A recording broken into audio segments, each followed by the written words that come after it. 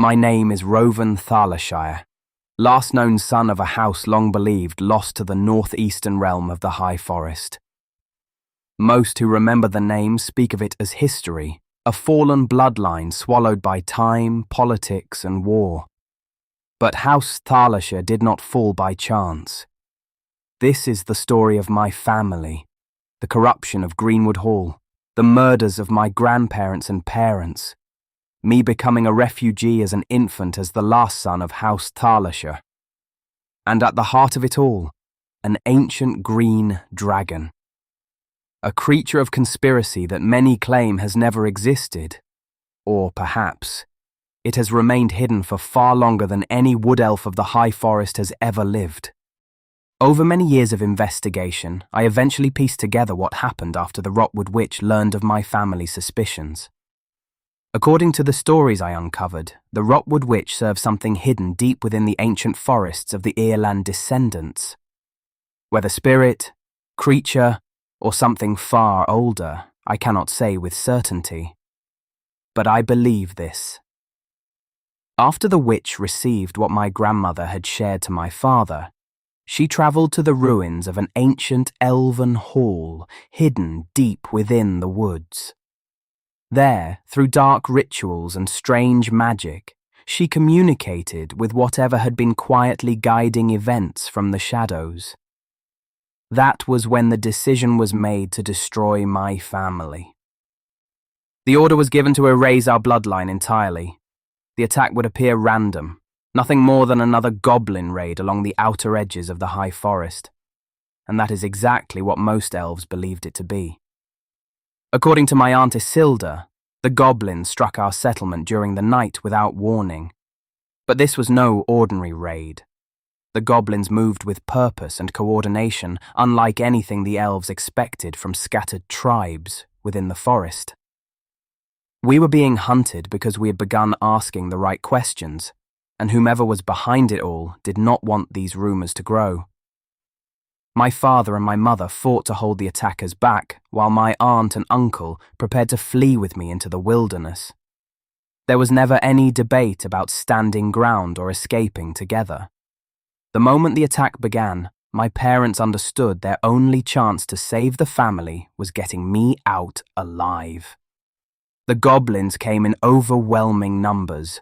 According to Aunt Isilda, my parents fought side by side until the very end, buying enough time for her and Uncle Theodore to escape deeper into the forest, carrying me with them. My grandmother Sylvia was killed as well. By the end of that night, nearly everything remaining of our family had been destroyed.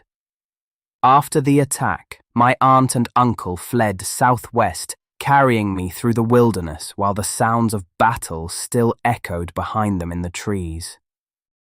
For nearly 3 weeks we travelled through forests, foothills and forgotten ranger trails near the Star Mountains, avoiding roads and open ground whenever possible. Food became scarce. Sleep was difficult. They both lived in constant fear that something might still be following them. Eventually we reached the misty forest to the south. According to Uncle Theodore, the misty forest felt different immediately. Thick fog swallowed sound beneath towering pines and ancient evergreens, while the woods themselves seemed hidden from the rest of the world. That was exactly why he chose it. The misty forest was dangerous, and for the last survivors of our house, that was our only refuge. Life within the misty forest eventually became quieter, though it was never truly easy. Over time, Theodore and Isilda turned the old ranger shelter into a permanent home hidden deep beneath the fog-covered evergreens. Far removed from the politics and dangers of the High Forest, they built a life meant to keep us unseen. Nearly 10 years after fleeing the High Forest, Aunt Isilda gave birth to a son. From that point forward, the misty forest became the only world either of us truly knew. Uncle Theodore raised us as rangers from an early age. Hunting, tracking, survival and archery became part of daily life long before we reached adulthood. He taught us how to move quietly through the woods, how to read broken branches and disturbed earth, and how to survive deep within the wilderness using only what the land provided. The bow became second nature to both of us. While he taught us how to survive within the forest, Aunt Isilda taught us how to understand it. She passed down much of what her mother, Grandma Sylvia, once taught her. We learned the balance of the natural world, how certain plants could heal wounds, how weather shifted before storms arrived, and how the forest itself responded when treated with respect rather than greed. For many years, that quiet life within the misty forest was enough. But even as children, both Talis and I understood there were parts of our family's past that was never fully spoke about. We were told to not venture into the high forest. Whenever drifting leaves moved strangely through still air, Uncle Theodore's expression would change. As I grew older, I became increasingly obsessed with understanding what truly happened to House Thalishire. Eventually, my uncle told me everything he knew. He explained my grandfather's suspicions, Theron Thornleaf's rise to power, and his belief that something hidden had manipulated the wood elves of the high forest long before the raid that destroyed my family. I believed him completely. But belief was not enough. Over the next 20 years, I quietly began my own investigation. I traveled beyond the misty forest, building relationships with isolated clans, hunters, refugees, and common folk living along the outer edges of the high forest. What I discovered disturbed me deeply. My family's house was not the only bloodline that had fallen over the years. Other noble houses had disappeared through violence, political conflict, accusations, or unexplained tragedy. Each time it happened, the halls became weaker, more divided, and less capable of defending the forests they once protected.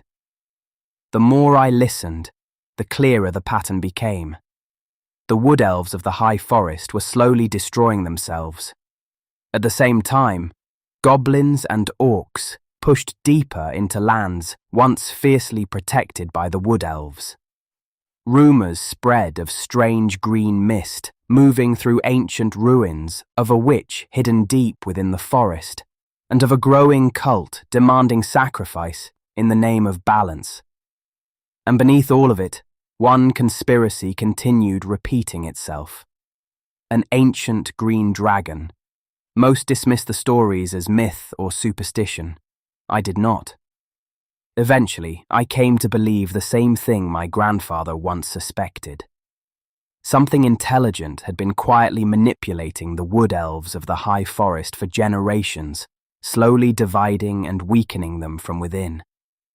And I believed an ancient green dragon stood behind it. I also understood something else. Hiding within the misty forest had preserved our bloodline, but it had changed nothing.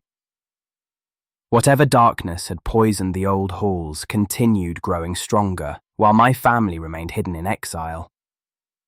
So, after nearly 170 years within the misty forest, I made my decision. I would leave.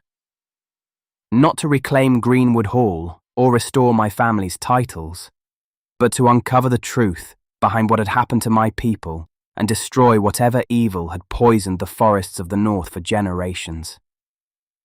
I figured if it were truly an ancient green dragon that on living creature has heard or seen, that I would need to gather experience in hunting monsters of all types, as well as building a network of relationships who could help me eventually flesh it out of hiding.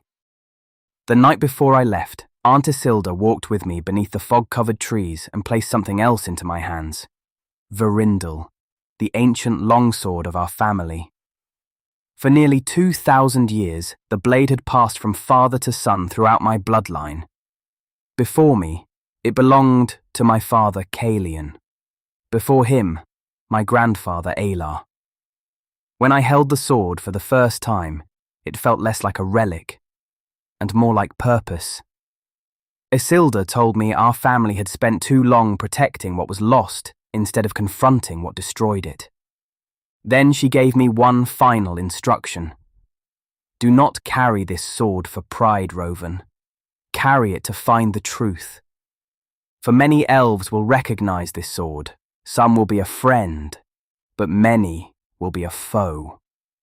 And so, for the first time in generations, the blade of House Thalishire left exile behind.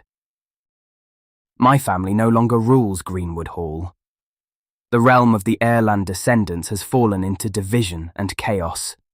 A growing cult continues to spread its influence through the high forests, all of it tied to the conspiracy of an ancient green dragon hiding behind whispers, fear, and corruption.